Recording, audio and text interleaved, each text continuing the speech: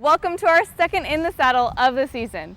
Our men's soccer team had a great showing against number 2 Baker University and beat them in double overtime, so congratulations to them.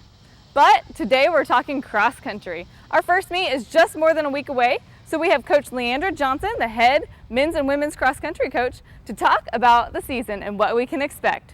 This is In the Saddle.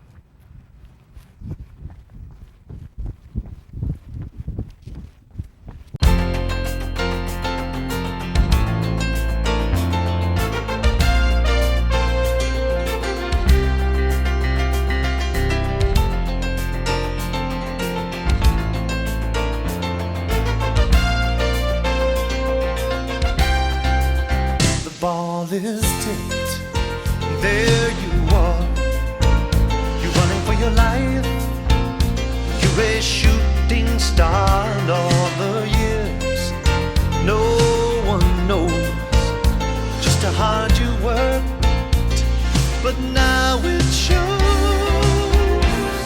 In one shining moment, it's all on the line. One shining moment, they're frozen in time.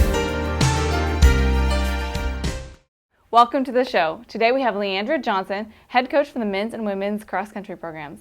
Welcome to the show. Hi. This is the first year we're bringing cross country back after we had it for a couple years in the mid 1990s. So tell us what we can expect out of this first team.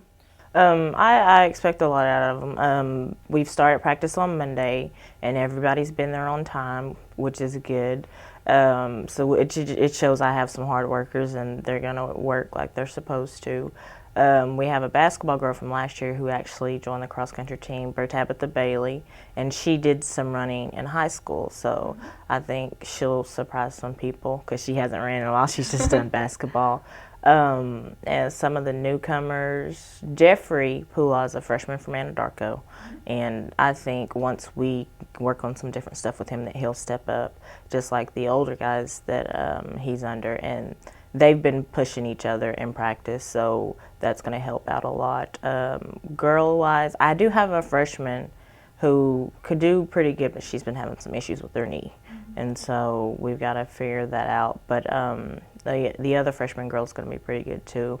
And I'm very proud of my girls. Not to say I'm not proud of my guys, but my girls did really good when we timed on Monday. And the guys didn't do too bad, but we've got to work on our times with them. So. Well, and we have 3 freshmen coming in, and the rest we're already USAO students. Yes. So we took from our pool, and that'll be exciting to see them. Oh, yeah. Who do you think is going to be key this year, and then maybe who's going to lead the team for you? Leader off top, Brittany Camp.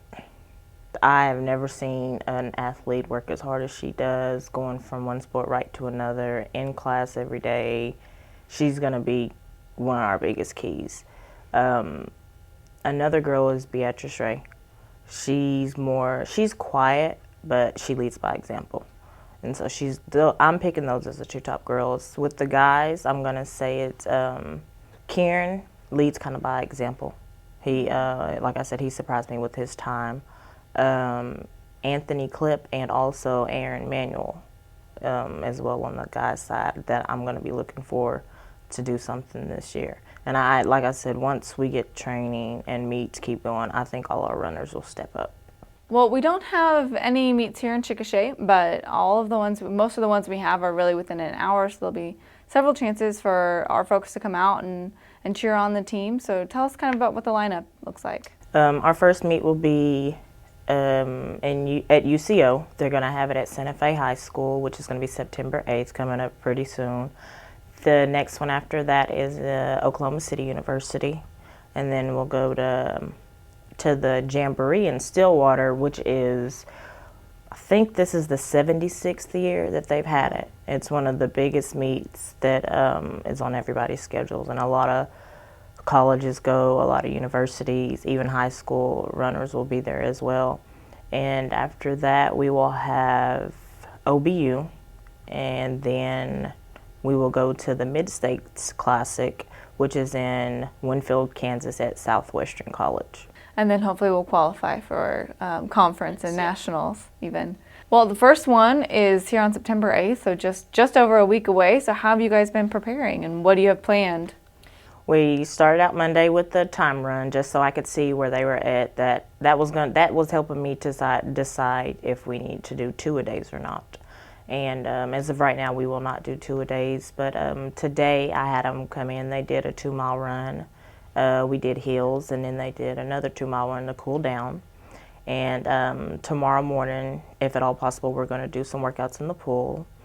And then Thursday, we're going to do fartleks on the high school track, which is 400s, and you go up to 1 or 2 miles, and they sprint a 400, you time it, they get a rest in between, and you keep going until you get a mile. Friday, haven't really decided about Friday yet, because our Fridays are going to be off because it's the day before our meets once we start. But they will still do some type of running on Fridays. And then next week, I'm working on that, and I've got to get them a weight program put together this weekend so they can start lifting some weights and doing some core workouts. So. Well, it's going to be an exciting first year. I know with it being more than 15 years since we've had it, we've had to really restart the program from the ground up. So what has been maybe your biggest hurdle in dealing with that?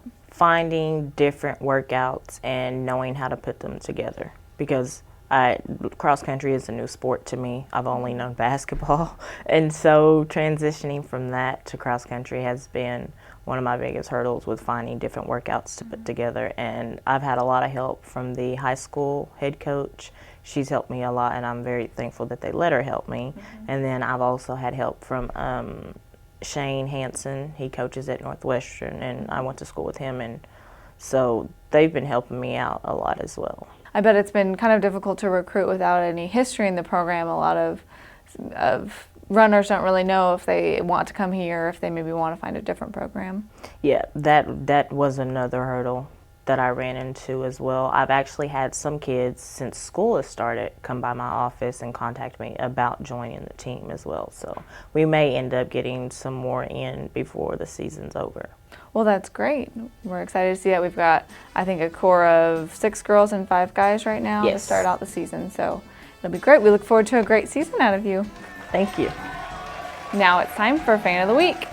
Each week we pick our Fan of the Week who wins an awesome t-shirt and is recognized on our show and on our Facebook page.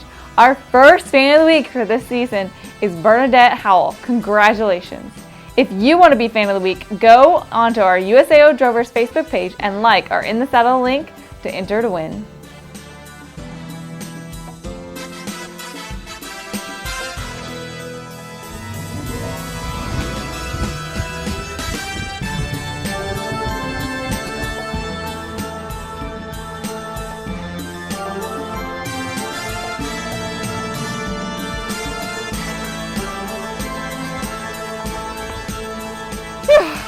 That was a tough 3 miles. Well, that's our show.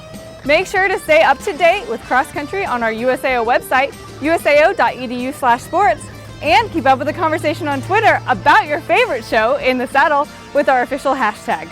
We'll see you next time when we talk about Drover soccer on In the Saddle.